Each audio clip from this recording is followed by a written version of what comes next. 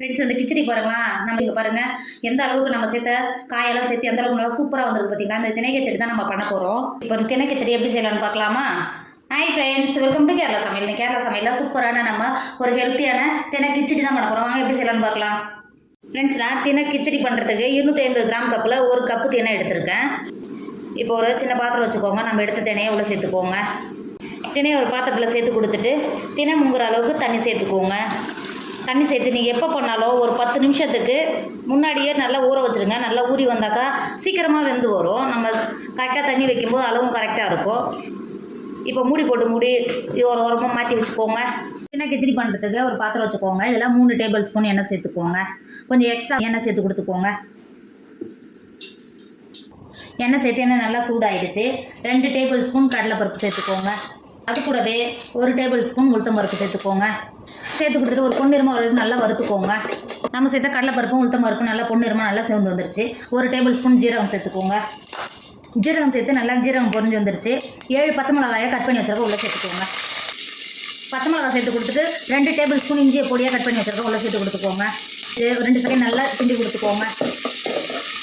நல்லா கிண்டி கொடுத்துட்டு 2 பெரிய சைஸ் வெங்காயத்தை நீல வாக்கில் கட் பண்ணி வச்சுருக்கோம். அதையும் உள்ளே சேர்த்து கொடுத்துக்கோங்க. வெங்காயம் வதக்கிறதுக்கு 1 டேபிள் ஸ்பூன் உப்பு சேர்த்துக்கோங்க. உப்பு சேர்த்து வதக்கும்போது சீக்கிரமாகவே வெங்காயம் நல்லா வதங்கி வரும். சேர்த்து கொடுத்துட்டு நல்லா கண்ணாடி பார்த்துக்கு வெங்காயத்தை நல்லா வதக்கிக்கோங்க. வெங்காயம் சேர்த்து நல்லா கண்ணாடி பார்த்துக்கு நல்லா வதங்கி வந்துடுதுங்க. பார்த்தீங்களா? நம்ம கட் பண்ணி வச்சுருக்க காய்கறியில் உள்ள சேர்த்துக்கலாம். 1/4 கப் கேரட்டை கட் பண்ணி வச்சுருக்க உள்ள சேர்த்துக்கோங்க. 1/4 கப் பீன்ஸ் கட் பண்ணி வச்சுருக்கேன், அதை உள்ள சேர்த்துக்கோங்க. 1/4 கப் உருளைக்கிழங்கு கட் பண்ணி வச்சுருக்கோம், அதை உள்ள சேர்த்துக்கோங்க. இது கூட நீங்கள் பச்சை பட்டாணி சேர்த்து பண்ணாலும் டேஸ்ட்டு நல்லா சூப்பராக இருக்கும். காயெல்லாம் சேர்த்து கொடுத்துட்டு இது கூடவே 1/2 டேபிள் ஸ்பூன் மஞ்சள் தூள் சேர்த்துக்கோங்க. சேர்த்துட்டு நல்லா காயெல்லாம் நல்லா வதக்கிக்கோங்க. ஃப்ரெண்ட்ஸுங்க பாருங்கள், நம்ம சேர்த்த காயெல்லாம் நல்லா வதங்கி வந்துருச்சு. இப்போது நம்ம முன்னாடியே ஊற வச்சோம் பார்த்தீங்களா, தினையை நல்லா கழுவிட்டு தண்ணி இல்லாமல் நல்லா வடிகட்டி எடுத்து வச்சுருக்கேன். இப்போ அந்த தினையை உள்ளே சேர்த்துக்கோங்க. தினையை சேர்த்துட்டு நம்ம சேர்த்த காய்கறி நல்லா கலந்து விட்டுக்கோங்க. இந்த அளவுக்கு நல்லா கலந்து கொடுத்துட்டு நம்ம 1 கப்பு தினை சேர்த்தோம்ல, 1 கப்பு தினைக்கு காய்க்கெல்லாம் சேர்ந்து வெந்து வரும்போது 2 கப்பு தண்ணி சேர்த்துக்கோங்க. நீங்கள் தண்ணி சேர்க்கும் போது நல்லா சூடாக இருக்கிற தண்ணியை சேர்த்துக்கோங்க.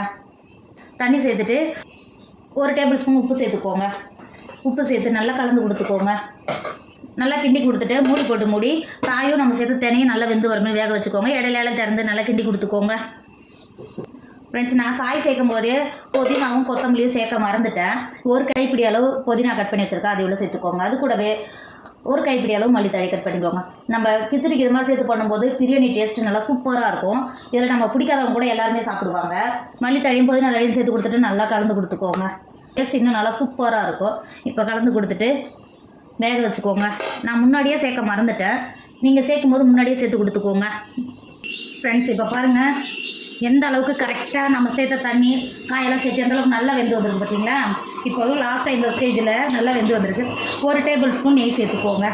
இதோட டேஸ்ட் நெய் சேர்த்து பண்ணும்போது இதோட டேஸ்ட் இன்னும் பல மடங்கு இருக்கும். 1 கைப்பிடி அளவு லாஸ்ட்டாக மல்லி கட் பண்ணி வச்சுருக்கேன், அதை உள்ள தூவிக்கோங்க. தூவிட்டு நல்லா கிண்டி கொடுத்துக்கோங்க.